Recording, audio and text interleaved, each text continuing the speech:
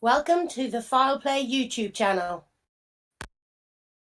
Hi everyone, welcome to episode 6 of the Crime Theory Exchange. Hope everyone had great holiday time with family and friends. Uh-oh. What's wrong? Got it. That was me. That 2022 is starting off much better than 2021 was.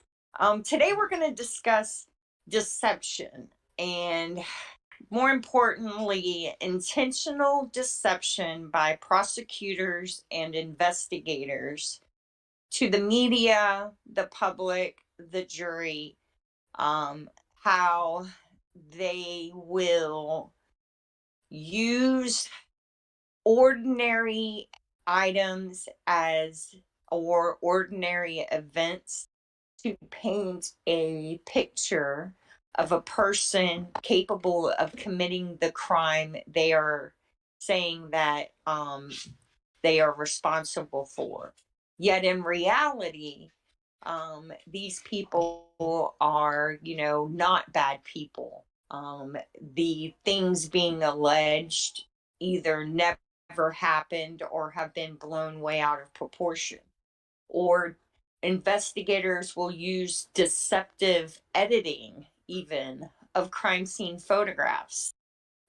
We've seen it in the Stephen Avery, Brendan Dassey cases, with the RAV photos, with pictures of Stephen's garage. Y'all know that I like to harp on that forensic mapping report that Seeking Truth for Good got us a few years ago, and just how intentionally deceptive the entire thing is.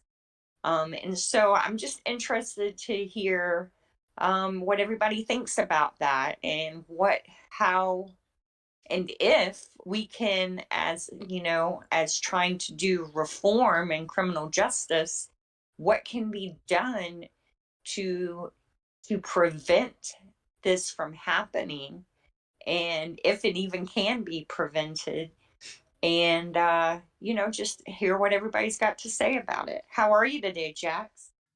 I'm great. And I think that there should be severe consequences for any law enforcement officer, prosecutor, investigator, state police. I don't care who they are. If you get in court, well, actually, you got to go back to the landmark decision of the Supreme Court when they basically they empowered the police to lie or deceive during an interrogation. And that spread to this lie whenever the hell they want. Of course, I'm not saying they didn't do it prior, but when they did that and really put a legal stamp on it and said, okay, the defendants get Miranda, cops can still deceive. So you start off an investigation or an interrogation talking to someone with deception, basically lying. And we've seen dozens and dozens of cases, all of us have, where these cops get these people in an interrogation room and they lie to pressure someone, and they keep at them for hours.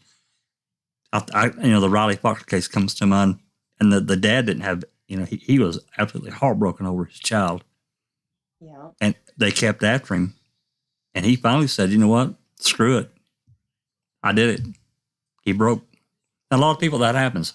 Anyway, if there's people are going to be in these positions of power, there needs to be consequences if you lie to send someone to jail.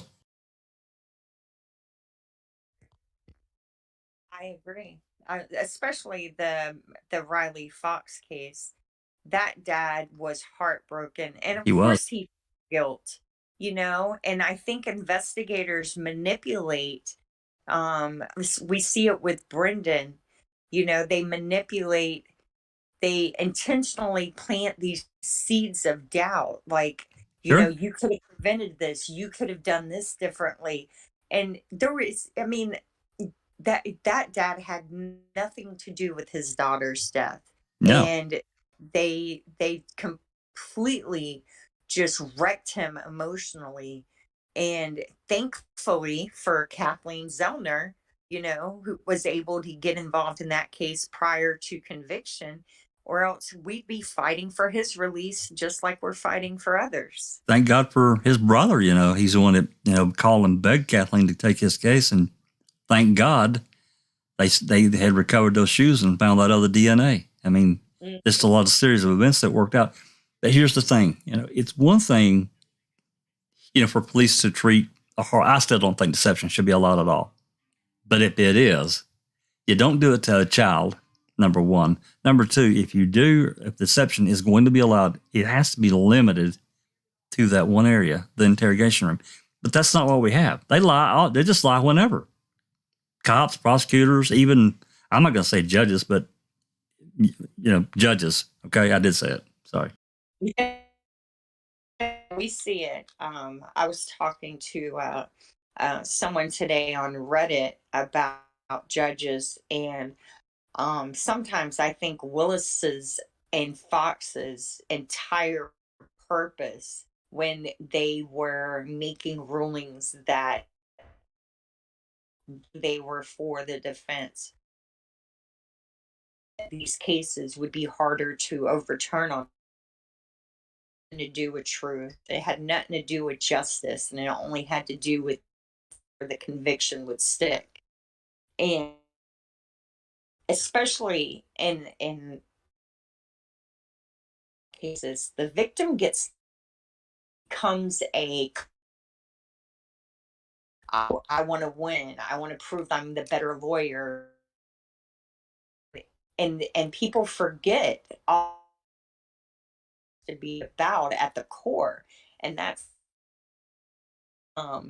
let's see. Want to say anything about this? You're really cutting out, Christina. Going in and out, you're here, then you kind of fades away. I know you're having trouble with your interwebs. My and we'll be here till tomorrow. It's just been a crazy day when it comes to getting ready to record the first podcast of 2022. I guess when you have something really good to talk about, there's the forces try and make sure you have to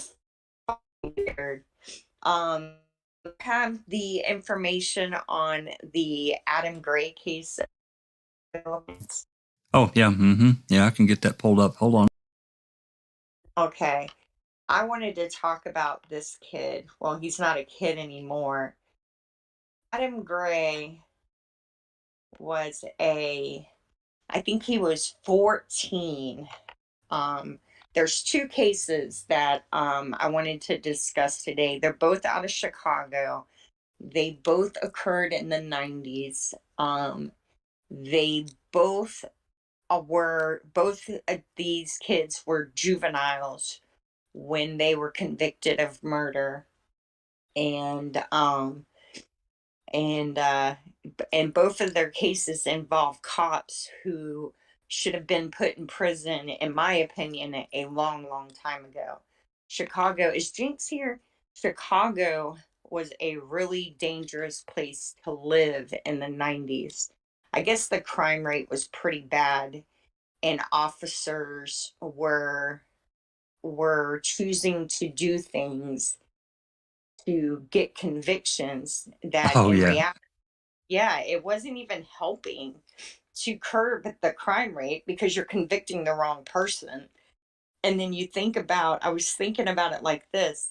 You take a poor kid, you convict him. Everyone in his family knows he's innocent. He knows he's innocent. So then everyone in his family now distrusts the police. They're not going to value a criminal justice system or laws that they have abided and still end up in prison over, right? So that's right. It causes more and more crime and more people distrust. Distrust, and there's the damaged lives just ripple on and on and on. What's the ripple effect? And Adam, it really is. It's It's sad. And Adam Gray made the mistake of knowing a 14-year-old girl who her and her parents lived in an apartment complex that caught fire. And his friend was dating this little girl. And for some reason, when the fire broke out, the little girl mentioned to the officers that she had been threatened by Adam Gray because he was mad at her for dating his best friend.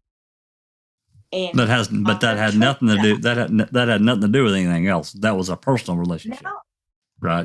that's right. And the officers took that piece of information and they took a piece of information. One of the people, this fire happened in the middle of the night, like 3 o'clock in the morning. And a witness told police that she had saw a teenager running away from the back of the building. So, I mean, if you just think about that, how could you tell it was a teenager if you only saw them running away, right? Yeah, right. So, yeah. So, I mean, I think from the start, this case was just destined to be terrible. It's tainted, and not to take anything off of this, but how many sections and whatever they call them, divisions or units within the Chicago Police Department have come under extreme fire for tactics they pulled in the 80s and 90s. I read a story maybe last week or week before, or even actually I think there was a video of this couple of detectives that got a number of false confessions, and they're being arrogant and denying everything. Oh, he did, and they've proven these people weren't involved through DNA. Oh, So, yeah. Alice, you got a question there before we get too far away from it. Alice, you want to read that from Jamie?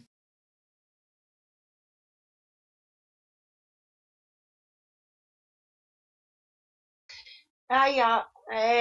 Jamie is asking, is it deception or perception? Because some people can only make sense of things the way they perceive it. That's an excellent point, and he's right. Yeah. Yes, he is. And I think it's both. It's both. People will make up their mind about someone they don't even know. And you see that a lot in the Stephen Avery case. I was just going to say. Yeah, they have convinced themselves that Stephen Avery is a piece of shit. And it's called, it's called tunnel vision. Yeah. Yeah, exactly, Susan. Exactly. And so they ignore anything that doesn't fit this guy is a piece of crap, and I don't care. You get news reports and video and these reporters, blah, blah, blah. So these people, as you said, they don't know the Averys at all, but they perceive what they're told through the TV. These are bad people. Hey, they must have been guilty. Cops are talking to them. They've taken them into custody. Yeah, they probably did it, Look at what they said on the TV, right? They wouldn't lie to us on the TV, or they wouldn't deceive us through their broadcasting. And they will. Because for them, for the media, it's just a big old cash register. That's all they see, commercials and cash register. Yeah, they flit about from the most current, most popular talked about piece of news out there, whether it's accurate, whether it's helpful, whether it will cause unneeded pandemonium or not, and they focus on that. And it's, I think people are taught as children that news reporters are honest and ethical, and they report the facts. They're not biased. They're only there to report. But the reality of that is so different. Yeah. Disco, you have a question, comment? Yeah, I was just thinking about, we were talking about the police and how there's no accountability, and why there isn't. It's like obviously it's a big subject, but when I watched the documentary about the rapper Meek and he's been caught up in the system, what was interesting was when they caught the officer who'd been the lead officer and putting him away, he was unveiled to be a really corrupt cop. So he had to go back to trial and go, well, this is the guy that put me away. And what was interesting in the documentary was he was a corrupt cop. He'd been named and shamed, everything. They had to go through all his previous convictions. They found him living modern day as a pastor. And when the documentary went to speak to him, he was like, I'm ashamed of what I've done, but now I've changed my life around. He still wasn't facing up or having any accountability. And I'm like, just because you've found God, apparently, doesn't wash away what you've done to these individuals who he thought were trash. And now he's flipped his life to go, well, you can't question me because now I'm a pastor. And I would be looking into his church. That people like that will change. You know what I mean? Just because he's went to a church doesn't mean like that behavior doesn't change, and I find it worrying. But I couldn't believe it, a fully grown man with all the results, and he wasn't a police officer anymore, and he still didn't really want to admit that what he'd done to this individual. Wow. So it is, as you say, like they just shut it down because it challenges their whole belief system or challenges who they are as a person. So they just ignore it. It's scary. Yeah, it is scary. Yeah, it's just another role they play. It's not anything they believe in their core. It's just a way to make up or to change people's minds about who they are. Well, I found God, so now I'm forgiven, right? Well, I mean, from a God standpoint, they very well may be. You know, if you believe in that kind of thing, that very well may be. However, that doesn't change what they did here on Earth. You know. No. And if you're truly remorseful, you would be advocating for the people you had wrongfully put in prison, trying to right your wrongs. Yeah. But hey, Rhonda, I have a question. Welcome. Rhonda. Hello. Yeah, just briefly, perception and deception in the Holtzclaw case. Oh my God. Oh yeah, it's insane. Because there's both to the 100th degree.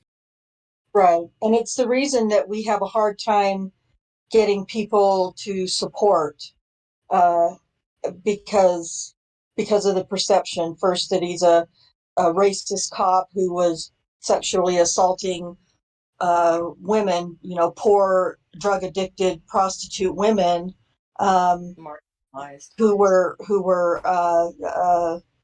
under the color of law. And so people really, really have a hard time with that, because that's the first thing they hear about or think about or see. And then it's really hard to get somebody to open their mind and, just for an hour, for a day, try to see, the truth of his case. So, yeah. Yeah. And in Daniel's case, that's mostly the mainstream media is mostly to blame for that. And it's perception and deception on their part, in my opinion, just like they did in the Avery case to a huge degree. Well, the deception certainly, on the part of the state and the investigators, it was just a lie. And when I'm reading through some of his documents or some of the documents in his case, and I'm taking it apart sentence by sentence, you can see where there are lies that are told and there are suggestions that are made to these accusers. And so it's absolutely perception and deception in his case. That's all his case is about. That's right. Sure. Yeah, it's just like the Stephen and Brendan case. It's a house of cards. Yeah, and it's smoke and mirrors. I mean, hey, let me ask you a question, because you know a lot more about the finer details in Daniel's case. Is there a cop going around assaulting women? Is there one? You're asking me, I guess. Yeah. Well, excuse me. There were two officers. One is no longer on the department, but the other one still is. But there were two officers way back. I believe Jeff Sellers. I believe his case was 2004 or 2003. He was having sex with prostitutes in his patrol car, and he was, he was being investigated for it. But the FOP through, I can't ever remember this term, arbitrary, something,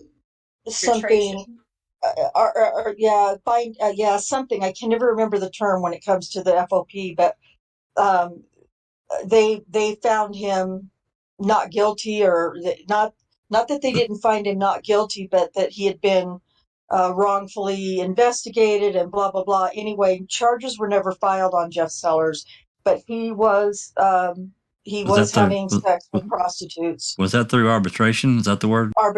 Arbitration, yeah. Binding or arbitrary, yeah, something like that. Yeah. Anyway, so it never even got investigated beyond the FOP. It was never investigated. And Jeff Sellers, I don't know about if he does now, but he continued to work in that department, same department as Daniel. Wow. And then there was another one who was also in the same department as Daniel, and his name was Alexander Edwards, and he was fired for he blew the whistle to a prostitute about a sting operation that was going on at the time, where they were trying to catch traffickers of sex traffickers, and there was a big sting operation going on, I believe through the FBI, and he gave a heads up to one of the prostitutes that he was having sex with while on duty. That man, Alexander Edwards, absolutely 100% fits the description of at least one of the accusers. 100%. And there was no real investigation done of Alexander Edwards, and he was in the area of where Sherry Ellis claims she was sexually assaulted, and so that's the reason why I take Sherry Ellis's assault semi-seriously, because if she was sexually assaulted, I believe it was Alexander Edwards who had done it, because her description does not match Daniel in any way, shape, or form. Right. Yeah, none of them do. And it wouldn't surprise me because there was definitely a motive behind this, right? And it's not to get Daniel, the perpetrator, off the street. It's I feel like they're covering up for someone else, and Daniel just happened to fall unluckily where he could be pinned for it. Well, there was another motive for the Oklahoma City police, and that's because of the race riots that were happening in Ferguson, and there were other areas that were blowing up. So when, was it Liggins that made the first claim? It was, wasn't it? Yeah. So, that's what set it all off on June 18th. Yeah. So in order to stop riots happening in Oklahoma City, I think that's when they decided to go after Daniel and say, look, this is what we've done. And they went to the other end of it, hunting down people and creating this whole facade around Daniel. Yeah. But isn't it funny that he's not even, like, if you're a person who identifies by ethnicity, he's not even a white cop. He is a person of color. Asian American. Think about it. Yeah, he's Asian American. So right. They are still, and Oklahoma is a racist state. So they are still protecting the white man. Yep. So, but I think they were just trying to avoid any kind of race riots within Oklahoma City, and that was their solution. That's what I think. Yeah, but that's exactly my theory.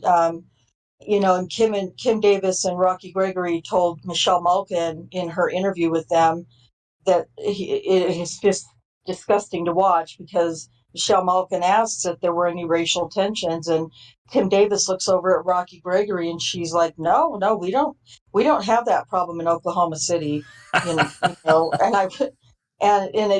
it wasn't true. And I've spoken, with people that live in Oklahoma and Oklahoma City area at the time, and they've told me there were absolutely racial tensions going on at the time. And Oklahoma City had just built, I don't know how to describe it, it's called Bricktown, and it was a incredibly expensive, high class area of town that I don't know. It's got businesses and almost like an outside strip mall, or an outside mall, not strip mall, but shopping mall. But it's even more than that. There were just a lot of money put into it, and they didn't want, Oklahoma City did not want to risk the riots that might come from Daniel's case, wrecking Bricktown with all the money that they had just put into it. Wow. Yeah. It's definitely a deception. It's definitely a dirty case. I want to mention, we were talking about the Chicago police in the 90s. Yep. So in 2009, they opened the Illinois Torture Inquiry and Relief Commission to investigate claims of police torture stemming from Chicago police arrests and inmates' claims of being tortured. And there's I forget the exact number, but 90 inmates. 90 inmates. Wow. I'm going to look more into that. Isn't that insane? It is absolutely insane. And they were all, a lot of them were under the command of a guy named Lieutenant John Burge. Yeah. And he was convicted in federal court in 2010 of perjury because he denied the allegations in a federal lawsuit brought by a bunch of these victims of torture. He got 4.5 years in prison. And we very rarely see officers and DAs being punished for their wrongdoings. Right. So it was nice. Yeah, at least he got a little bit of prison time. I pulled up Anthony Jakes. It looks like the other kid Adam Gray was 14. This kid was 16 when he got convicted. Yep. Both of them, they both were beaten into false confessions. This kid here, wasn't he the one that he just said the hell with it and he just served his time? He just served his sentence and went on? I think Anthony Jakes, he paroled out, but he did get, let's see, if I remember right, he paroled out and then he sued. Both of these guys have lawsuits pending. Did they win, or are they still ongoing? They're still ongoing. Wow. And then, so that says a lot. I mean, they don't, I think one of them, Jakes he was awarded. Now, mind you, he spent almost 30 years in prison wrongfully now. With some absurd rulings. I'll read some of them. He was awarded $230,000 in state compensation. That's not, but he did get a certificate of innocence. But $200,000 for 30 years of your life. This is some of the, because we all get aggravated reading the judge's rulings in the Stephen Avery case. I mean, they're just absurd. They really are. Listen to this. The trial court in the Anthony Jakes case dismissed all the allegations involving one of the police officers who Jakes said had tortured him, because Jakes said that only Kill, not Boudreaux, beat him, and Boudreaux only watched him get beat. The court also refused to consider all the other claims by inmates against Kill before 1998 or 1988 because they were too remote in time to the 91 confession, and eventually reduced the number of relevant allegations to just 2 prior cases. Then, So basically saying that just because this happened a few years earlier, it doesn't matter. That doesn't count. Because when he brought the petition, they had 16 cases involving Boudreaux. The judge are somehow managed to make all of them but 2 irrelevant, and then denied relief, finding that the 2 he would consider were not sufficient enough to show a pattern of misconduct. Yeah, see, that's where you get into, it's crazy. It is lunacy how far the judicial will go to protect police in their area. And I get it, you want to give them the benefit of the doubt, but hey, when they do something wrong, and they got to be held accountable. That's why we find ourselves in a lot of these areas in the country the way it is. People do not trust the court system. They do not trust the police. And why do you blame them? I don't. Yeah, I don't either. I mean, these kids was held out of a 2nd-story window, and they threatened to drop him if he didn't confess. They were rigging up instruments of shock and shocking inmates until they made confessions. I mean, Wow. they shoving them up against the wall, choking them, kicking them, just really. Thankfully, It was abuse. Yeah, it was abuse, clear and cut. Just massive, just awful. Thankfully, now juvenile interrogations are recorded. So now we get what we see with Brendan. My recording equipment broke, or there's a new person on Reddit who just started listening to the case that pointed out something I had forgot about, and that was right before Brendan started on the March 1st confession, when Brendan finally starts agreeing with what prosecutors say. There's like a glitch in the recording, like they turn it off for a minute, and and it's like, because they turned it off, and they probably said, we need you to say that this happened. We're not going to, you're not going to get in trouble, but they can't record all that. And so now you see this overly, it's like overt sexual child abuse, the way Weir's patting his leg, and well, it's suggestive that I'm your friend, I'm your dad, I'm your friend. And it is, I guess, it could be considered sexual in nature. But it's definitely grooming. It's grooming for something. Yes. No doubt. No doubt, Disco. I mean, especially for anyone who has fear of people being like, I don't like people in my personal space. If I had someone touching me like that, it would really mess with me. And that's they creepy. know that. Yes. Welcome, Zoe. There's Zoe. Hi, Zoe. Hi, everyone. How are you today? I'm okay. Just listening in. Awesome. Well, thanks for coming. Sure. I was going to ask a question, and I completely. Oh, Rhonda, looked like you had to take care of a couple of issues there in the chat. Oh, yeah, the perverts are here. Oh my. Okay. Well, thank you very much. I got over there to it. Yeah. It was too. You had already handled it, so thank you very much. Oh yeah, of course. Well, they're doing it to my channel too, and it's pissing me off. So yeah, I've got my eye on it. Anyway, Christina, did you want me to pull up this prosecutor page? The top 5. Yeah, we can discuss that.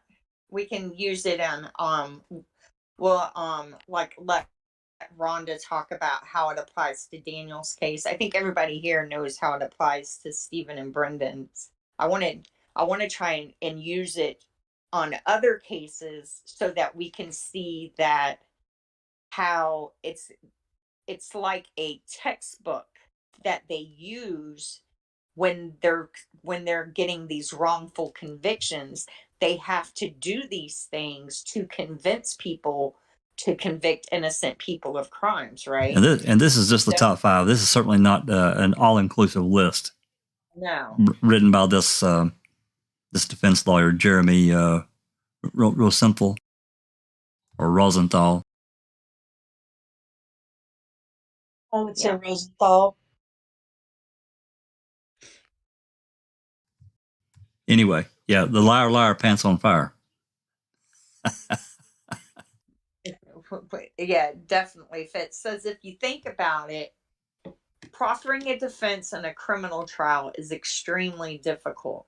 It's almost impossible to do without a prosecutor being able to accuse your client, his friends, family, or anyone testifying on their behalf of being a liar. But yeah, think about the Avery case in 85. He had 120 witnesses or 18, whatever it was, 22 witnesses that he was there at the property pouring concrete. Basically, they just call them all liars. Mm-hmm. And then harass them. What I was going over some of the police reports in the 85 case, and I don't know the guy's name, but one of the people who was there at the yard that day, Conrad actually writes a report where he's caught. This is like the 3rd time he's interviewed this guy, trying to get him to change his story. And he's saying, "Are the Averys harassing you?" While he's harassing him. You know what I mean? Yeah, he's trying to turn it around. Yeah, it's like it's embedded. I mean, I don't know who coined that phrase, but in this case, it's everywhere. The embedded confession. It is everywhere in the officer's actions. And and that's another thing. All the state's witnesses are lying, but yet the defenders of the verdict are accusing Stephen and Brendan of being the liars, right?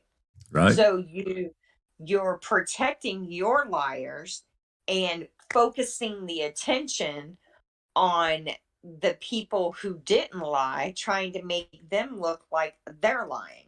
It's just insane. And that's what it's like, a smoke and mirrors thing. It's a magic show. When I first started reading posts about this case, I saw that phrase a lot, and I was like, "What?" But it comes right back to that question that Jamie asked earlier. It's perception and deception. Mm-hmm. So when things get reported in the news to people that have no idea who the Averys are, or any other defendant, it doesn't have to be the Averys, and they see this stuff in the newspaper and on TV. It is kind of a magic trick because there's only certain elements of a person or family reported, and for them it was pretty much negative. So that's what people walked away with. Now the people that knew the Averys, they probably didn't believe it, and they're like, what the hell's the cops doing here? What's going on here? Yeah. So this guy Rosenthal says this. He says, spinning evidence of innocence into evidence of guilt is the recipe for wrongful convictions. Read the facts of cases from inmates who get exonerated after decades, and you'll see a continual pattern of virtually all evidence being subjective conjecture or horribly flawed eyewitness testimony. No evidence means no evidence. And I mean, that's a lot of it. That's, taking Brendan's convoluted story that's impossible and picking out the parts that help them make Stephen look guilty, right? Yeah, one of his five or six stories that he gave, because he gave a bunch. I tried to recap a version of that in that post I just made, and I was reading over it, and I was like, there's no way. What? I mean, just like half the time I'm like, well, where was the Rav at? Well, like Right. they just forget about the shit that doesn't work for that part of the story. That's right. Because That's exactly right. they don't care about the truth. So, it's just bizarre. It really is. And this guy says this, and this is kind of interesting. What's more upsetting about this tactic is it really is prohibited by the Texas Rules of Criminal Procedure 2.03, which does not allow any officer of the court to impair the presumption of innocence. I wonder if Wisconsin has a rule or a statute similar to that. It's possible. They got. Yeah. When evidence of innocence is being spun into evidence of guilt, I'd say that provision is being broken. That's pretty true. That's Can't right. argue with that. I mean, for every statute that they have just a plethora of excuses underneath to get around it. So. Yeah. Yeah. And that's, human, and we're all fallible, and no one's perfect and all that, but when it comes to trying to understand the criminal code of law for each state, you wonder what some of these people were smoking when they were writing these rules. Like, if you do a Google search for weirdest laws in the US. There's some crazy shit out there. Oh my. Yes. Just like, what? And this is just someone who had the power of the pen and didn't like someone, so they wrote a stupid rule and made it a law. It's just crazy. It really, really is. I don't know. Yeah, it is. I just talking about just briefly, and we don't have to talk about it, but just mentioning the press conference that Kratz did on March 2nd, 2006. To me, it broke every rule about publicity from a prosecutor and what he did and what he said. He tried to excuse it by saying, "Oh well, Avery's going around saying that the cops planted evidence, so that we have the right to defend that." It's strange, though, that they hadn't had any kind of press conference like that. He's going after Avery, but this is after Dassey was arrested. Yeah. So he used that as an excuse. Yeah, that's the whole it's the focus your attention on him. Don't worry about what I'm doing wrong. Right. Right? Yeah. It's so frustrating. It's like remember in the state replied with something that Snapchat teenager would say, where just because Stephen Avery's had a TV show about him doesn't mean that he gets this, and they wrote that in the reply, and I was like, this just seems so unprofessional. But he's just happy to literally go, well, he's doing it and that's why we did it. Like, they have no comprehension that they should be held to a higher accountability and standard of ethics than, say, a criminal.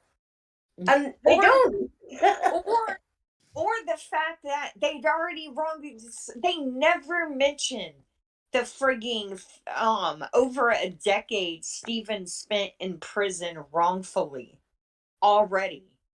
Right? They never mentioned the fact that they stole so many years of his life that they ought to make sure to get it right. And why is that? Why would you not mention that? Why would you not mention the fact that this man had been wrongfully convicted before? Because that. Yeah, go ahead, Jack. Sorry. I was going to say, because they know it's going to destroy their case. Mm-hmm. And that's why they were barred from using it, and why they couldn't use any of Stephen's previous criminal history. Is it not the same kind of thinking? That's why they couldn't mention the wrongful conviction. Yeah, because they couldn't. Kratz tried 3 times to get Stephen's prior record on in the Halbach case, but thankfully Willis wouldn't allow it. I mean, it's really not allowed. The wrongful And they conviction, weren't though. allowed, I thought booting and trying weren't allowed to reference the wrong conviction either, though, were they? I don't remember. I don't know that they tried. I think they had the same bar. I really It very well may have been. But, talking about deception, Alice, and you just go, I mean, for you guys and knowing your police procedures, far better than we do, lying during an interrogation is not allowed, right? Cops can't do that. No, they're not. Well, they're not supposed to do that. You're right. It's not allowed. But they can still bluff. do. They can still do fall back on some of the weed technique and things like that, even though that was even though it's not allowed. Just take Luke's case for instance. He was caught on is what they called a section 14, and it meant that they were able to question him without a lawyer, without an adult or anything like that, but the courts then ruled that his human rights had been broken because he was a 15-year-old child. But even in 2003 they tried to do that, with the section 14, and I think it was after 2005 or 2006 that it was re-looked at, and that's when during Luke's appeals the courts agreed that his human rights were breached. So, because he wasn't allowed, because he wasn't allowed an advocate in his corner, right? Yeah. And even at that, when he did have a social worker, there was a social worker in one of the interviews with them, and all they turned round and said when they must have been questioned about why they weren't there for Luke, the way they should have been for Luke, was all they said was is Luke gave as good as he got. He's a 15-year-old bloody child, you know what I mean? He was cocky, he was gallus, he was a cheeky little shit, you know what I mean? Some of the things that the police were coming out and saying to him, if I remember right, please forgive me, I've not done it for a wee while, but if I remember right, in one of the interviews that they done, they showed him a photo of, I think it was the knife, and they're like, well, where is that knife, Luke? Where is it? And he's like, well, you got a photo of it, so you must have it. And that's the kind of things that he was catching them out in. But this social worker was saying that he gave as good as he got. That's immaterially bullcrap. whether he gave as good as he got, they shouldn't have got as far as they got with that fucking interview in the first place, As a father that's raised 5 children, I can tell you, most 14 and 15-year-olds, if you, even in a normal situation, you ask them a question, you're going to get a smart-ass answer.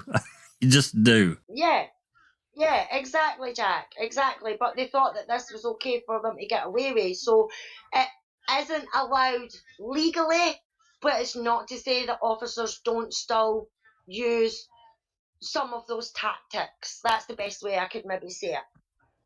Right. Yeah, and just to clarify, when I have seen it, sometimes when people, like the police, are sketching around with a bit of bluffing, if they're working with hardened criminals. Right. Like, that's a lot of the time that they'll implement something like that when they are dealing with somebody who's a seasoned criminal, and like that's what it's designed for. Right. But, so you'd have the exception, not the rule. Yeah, and just like you were saying about it, like just because Luke could give as good as he got doesn't mean that he's not denied the same product of care, as any other teenager. You give them maybe a bit extra if they've got learning difficulties, but they're still children. You don't get to cherry pick when they're children and when they're not. That's right. They come under, the criteria and deserve the protection of the human rights. So, yeah. Right. Susan, did you have a comment? Oh, I was just going to say that reminds me of Damien Echols in West Memphis 3. Absolutely. The way he talked back, kind of. Yeah, exactly, Susan. And it's surprising in a way of some of the characteristics with the way the police went about questioning Damien Echols and the attitude and that they had with Damien Echols. They had that same sort of attitude with Luke as well, you know, because of the way he dressed. I mean, the Marilyn Manson fucking Yeah. thing, for instance, you know. Yeah. He was obsessed with Marilyn Manson, and he was obsessed with the Black Dahlia murders. Luke was into fucking Nirvana. He got a calendar as a gift, and it was ripped up in his bin, and he bought it one CD after the incident because it had a song on it that Jodie liked. Other than that, there was no reference in Luke's life at all towards Marilyn Manson, the Black Dahlia, or any type of satanicness at all. But because, like Damien, he dressed differently, acted differently, and wasn't part of the crew, they went after them. So yeah, I completely understand with the Damien Echols sort of side of it as well, you know, the same sort of characteristics because of the music and the way they were and everything like that. And as you say, Echols, he was a cheeky shit and everything like that, you know what I mean? Thought he knew it all at that age, like we all did, you know what I mean? Yeah. And in that area, it was such a rural, strict religious upbringing area, and Damien was rebelling against all of that. He was goth. He liked Satanist type music, which I don't consider his music Satanist, but people from that area did. And you know, and he was already an outcast to a lot of people, so it was easy for people to identify when they arrested him that he would be a person who would do that crime, you know, who and they just ignored all the things that showed that he wasn't. That case is terrible. They're actually re-examining some evidence that had been missed, and hopefully they may solve that case. Well, they first said that it was they had lost it, but then they had it all. They've got every bit of it, and so a judge is allowing them to re-examine about some biological evidence with the MVAC, which is awesome. Yeah, Yes. I think that's brilliant. See, when I read that the other day there, I don't know if it was somebody had tweeted it or retweeted it or something like that. I think it was Linda. Check a conviction. Was it Linda? Was it? I think so. I'd seen. I'm not sure if it was in here, but I'd seen somebody had posted something about the evidence in that, and I was like, oh yeah, beauty. And it was the fact, like you said, Jack. They said that they had lost some of this evidence, but it was all frigging there. Yep. That is unbelievable. And do you think the same thing could be possible for Stephen and Brendan? Maybe if they could, if Zellner can ever get her foot in the door to get an evidentiary hearing. Yeah, I don't know. That email that yours and Rookie put out a couple of years ago that I posted last night. It's on the screen. Have this. Is it on the screen? Okay. It is now. I don't know who has had it, who hasn't seen that yet. I think that email is gone. Personally, going through any evidence that could still help Stephen and making sure that it's not going to be available if Zellner ever does get an evidentiary hearing. Not only gone. Look at what Fallon did when Zellner was pestering him about the flyover tape, and we literally got a few minutes of them buzzing around out of hours of footage. He immediately emails Wiegert, and he included the other ones in there too. But he's telling Wiegert, "I'll be in the area tomorrow, and you need to see if you can get that other tape working." What other tape? Yeah, exactly. Exactly. There's just I I think I haven't figured out a lot of people and it probably could be that simple. A lot of people think that they're trying to make sure there's no human bones left that aren't tagged from Stevens burn pit. I'm thinking that it may be they don't want any bones left at all that could result in a DNA profile. Um, I mean, I just, whether they come from Stevens burn pit or not, there's an argument to be made that BZ's still around, but I think it's gone. I think that it's all gone. Did you? I posted a pic of that white box that BB's always talking about. You know, the white box, the bones that went around everywhere. Came in a box, left in the box. Yeah. Yep, that box 8318. I think it's Exhibit 383 and Yep, Stevens that's right. trial. Yep, that's right. That bitch is empty now. Empty. Oh, you know it is. It's that shit's gone, and none of it was geotagged, so they could have picked that stuff up from anywhere, literally, because they didn't geotag any of it. Nope, and nothing was tagged at the scene. Nope. Everything was literally put in a trailer, taken from Manitowoc to Calumet County, where Hawkins tagged it, saying, "This came from here, this came from there, this came from here, this came from there." That's right. So there's no accountability, especially in a case like this where you have bones spread all over the place on paper already. There's no way to say, yes, this came from here, and you damn sure can't say any of it came from Stevens burn pit. That's right. We don't have a picture to prove. Not one. We Not don't one. have a picture of it there to begin with. We don't even have a picture of them loading anything out of the burn pit. We don't have a picture of the brown tarp being toted to the trailer to be taken to Calumet County. The only picture we have of 7923, which is where all those bones came from, doesn't show up until December. Yep.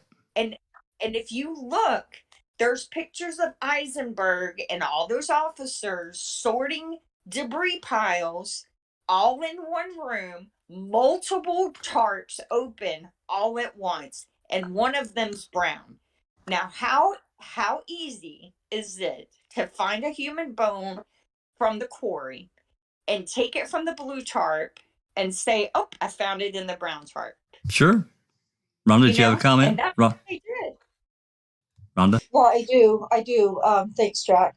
When this email came out and you shared it, I remember, and I said something to you about it at the time, Jack, and I'm sure you don't remember because it's been a while, but I had actually gone onto Google Earth Pro and I plotted, I don't know if that's the correct word, but I plotted the coordinates, the places, the coordinates. Yes, thank you.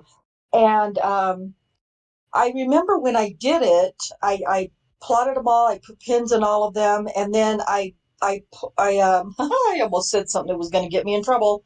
I zoomed out so that I could see where those coordinates were in relation to everything else that that we know, and it wasn't anywhere. And I think you've already talked about this, but it wasn't. They weren't anywhere near where the other things were located.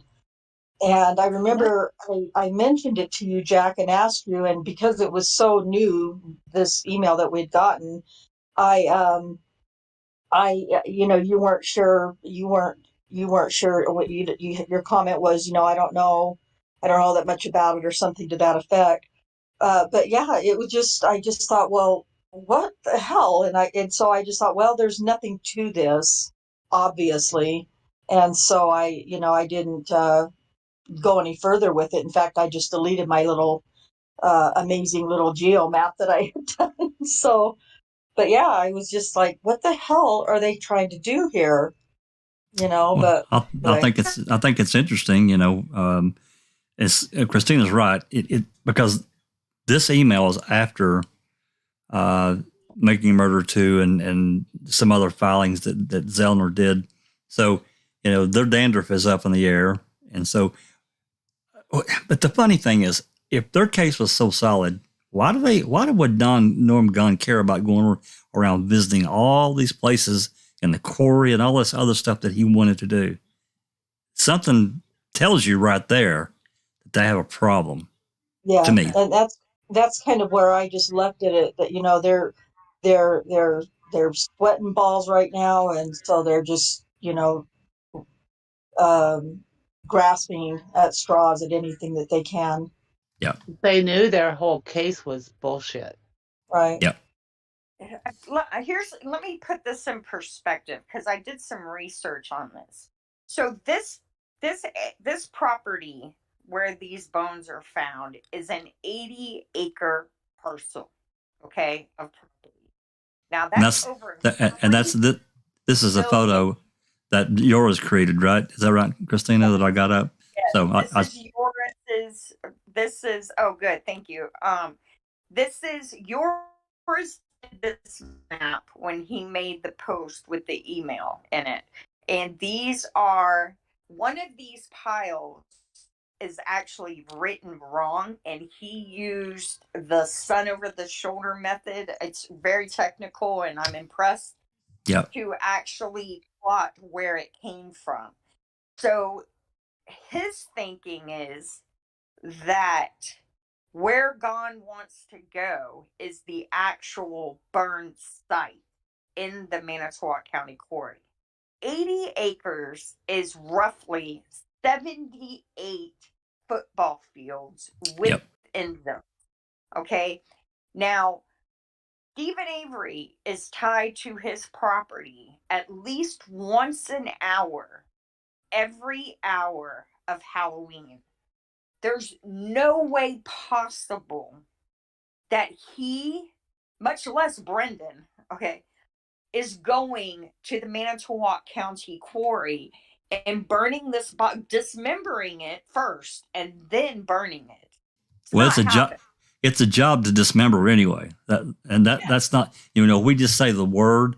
It doesn't happen just like that. It takes time to dismember, an animal or a person. I just helped my brother cut up a 180-pound hog, okay, who was a willing participant, because you know what I mean? Like, and it is messy, it is time consuming, and it's hard work. Yes, okay? It is. Heavy. We're not talking about cutting up little 5-pound sections. These are, it's heavy. And then you have to move it, then burn it, then distribute it. When did he do that? He didn't do it. Well, that's because they knew, Kratz knew he could not place Avery off that property. And that's why he did not want to talk about that freaking quarry at all. He ran from it. I think there's 2 reasons. I think 1, he couldn't get Avery off the Avery salvage yard on Halloween. That's right. 2, the ownership of this 80-acre property for the Manitowoc County was kept at arm's length in this investigation. The frigging body was burned on your property, and it's just, it opens up. And who controls access to this quarry? Manitowoc County. The access to it is if you look at the roadblocks, we need to do another discussion on this. If you look at that Hugh and Fisherville roadblock that they set up, it's actually at this map where the map yours made. If you the bottom road right there, that's Hugh. The road on the left is Hugh. Okay, Fisherville comes in on the bottom from the right. Yeah, we'll need to add. Go ahead. No, I'm sorry. They had a roadblock there for what appears to be 2 days. So they had control of who was allowed in and out. And that has nothing to do with Stephen Avery's house. Yeah, Why would they control that whole area. I was going to say, Susan, did you have a comment? Oh, I just want to say Jinx had a really good point. She said if this case was so solid, there would be a show about the case and they would all be talking about how they did it right and here is why. That's right. Is that not what convicting's supposed to be? Yeah, right. Yeah, exactly. Exactly. Also, That's just for a quick convicting. question. Did they only bring the skidder in for the burn pit, or did they take that to the quarry as well? Skid steer was just for the burn pit, to my knowledge. Only that, because that's still the most damning piece to me. I don't know why that piece of equipment's there for only that job. Well, because they wanted to destroy that burn pit. Because it was like we pulled up, the way there's a casing of the tire, the plastic Paris thing of the tire track. But apparently that's the only one. And Yeah, Are you talking about in the car pit? They took that cast there's these one-off events, like one jobs, like the skidder's brought in just for the burn pit, but not for the quarry. You're going to take tire tracks, but just one of them. There's nothing to compare these things to. They're jobs that are not applied anywhere else. Right. And you can't compare what tire tracks to what other tire tracks. One. How is that scientific in any way? Yeah. They take a few and compare them. Surely. Yeah, if they use the skid steer at the quarry, we'll never know about it unless we have it on an aerial. I just wondered. I'd never heard of it being there, but just that's what we have a photograph of is him going over that. There's a before and there's nothing in between. But yet they have a piece of equipment. Yeah, they get to bill the taxpayer for the use of it, right? So they used it, and they likely, like you're saying, used it in the quarry, but by bringing it to Stephen Avery's house and using it there, they were able to get money for the use of it. And it's probably something that absurd. Like it's a way to justify the fuel used to do it. Because, when it comes to government money, they have to justify every penny. Just Stephen.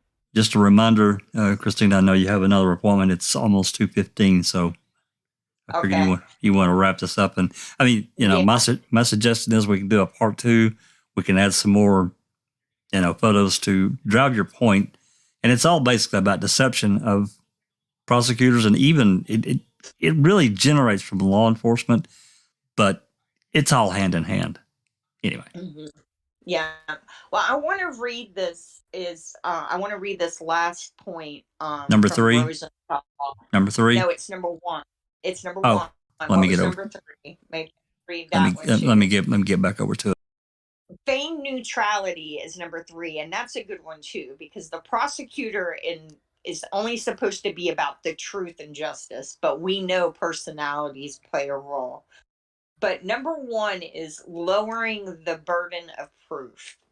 And, and that was a big deal in Stephen and Brendan's case, because remember, you're not supposed to search for doubt. And I can't remember all the ridiculous quotes Kratz used, but this guy says basically it's the number 1 tactic prosecutors use to secure convictions. Prosecutors are trained to lower the burden on themselves, and many of them don't even appreciate this is what they're doing. The burden of proof in a criminal case is beyond a reasonable doubt. The phrase used to be defined for jurors as the kind of doubt that would make a reasonable person hesitate to act in the most important of his own affairs. And he likes it. Yeah, he says that what prosecutors like to do is they'll use a puzzle. They'll say you have a puzzle of a whale or a puzzle of a gun. And even though there's still many pieces missing, you still have an overall idea that it's a whale or a gun, meaning this guy did it, right? But in reality, using a puzzle is problematic. It's a flawed assumption as proving a crime is a general proposition instead of a specific one. You can remove over half the pieces of a picture of a giant whale and still know it's a whale. But what if instead the puzzle is more like a math equation where we're missing just one or two numbers? The remaining pieces of the equation become worthless because we can't be sure of the outcome or how to get there. So, and that's what they did in Stephen's case. They had some blood in the RAV. They had a bullet fragment that, you know, now that we know it was shot through Pinocchio, they had a bullet fragment with Teresa's DNA, and they had a key in a bedroom. And those were the only three pieces they had. And then they had a bunch of innuendo about Stephen. And a bunch of terrible media that, you know, they got generated for their cash register. Yep, and that too. And they used that to sell a version of a crime that we know didn't happen. Because I be wanting to go around the Milwaukee County 80-acre property if Teresa Halbach never left the Avery salvage yard on Halloween. So, and that's, you know, that's when we have to, as a society, especially those of us trying to make positive change in the criminal justice system, we need to find a way to have prosecutors and investigators, the good ones, recognize that deception and perception is something that they need to think about. They need to fix it. Yeah, when it's not clear cut. If you don't have a video of a guy committing a crime and you're having, or that's a bad example. If you're having to make things make a person look guilty of committing a crime, maybe you have the wrong guy. Yeah, you know, maybe you got a problem. It shouldn't be that hard. It shouldn't be that hard. Well, you know, or when you only have circumstantial evidence. Yeah. Yeah, exactly, Susan. Exactly. And offering plea deals too. Don't even get me started. Sorry.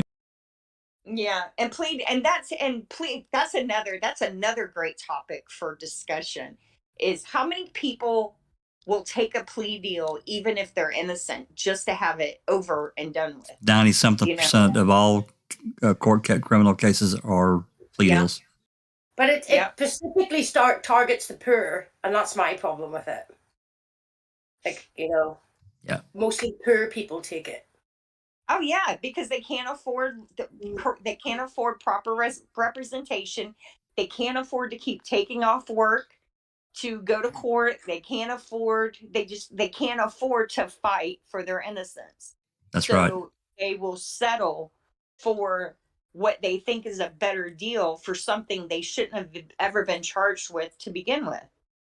Yeah, it's definitely a conversation that we should have, because it's a hot mess.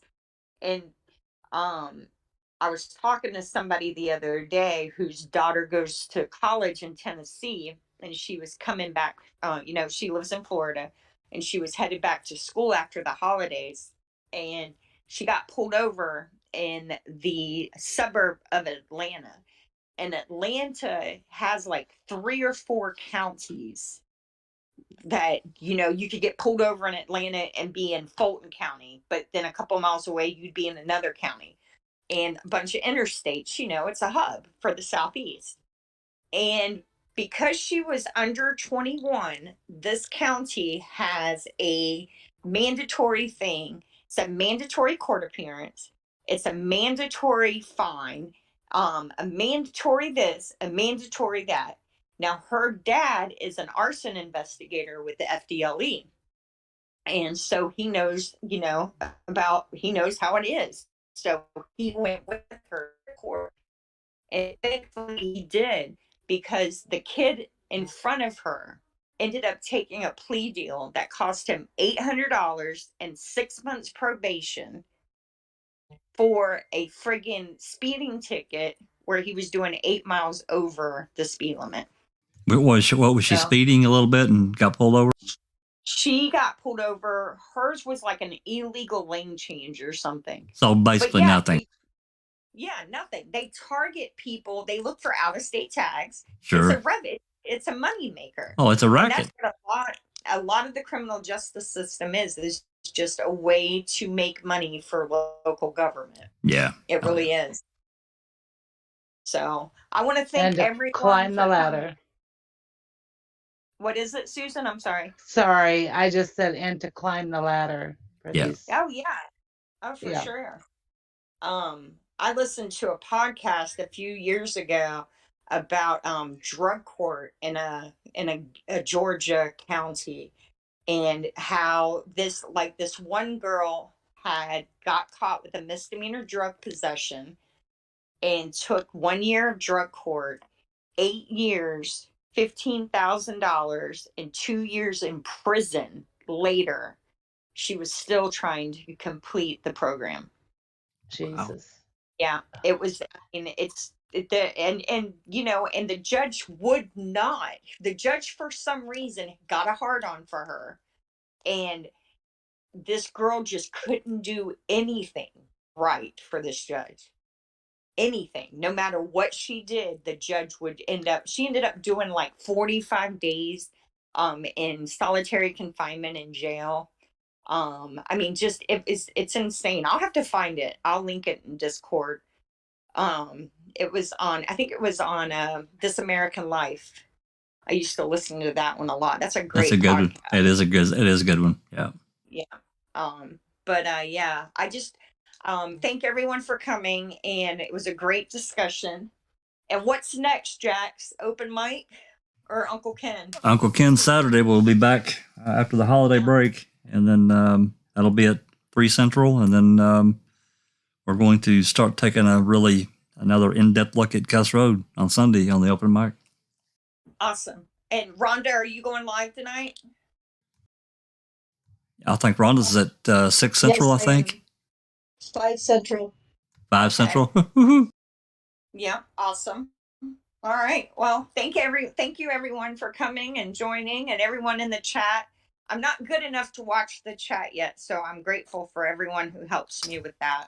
Oh yeah, really appreciate Linda she's out there modding, Alice for watching questions, and everyone that came along. So yeah. Yeah, and everyone have a great night, and I guess we'll see Rhonda at 5 o'clock. Sounds good. Thank you. Mm-hmm. This has been a Foul Play production.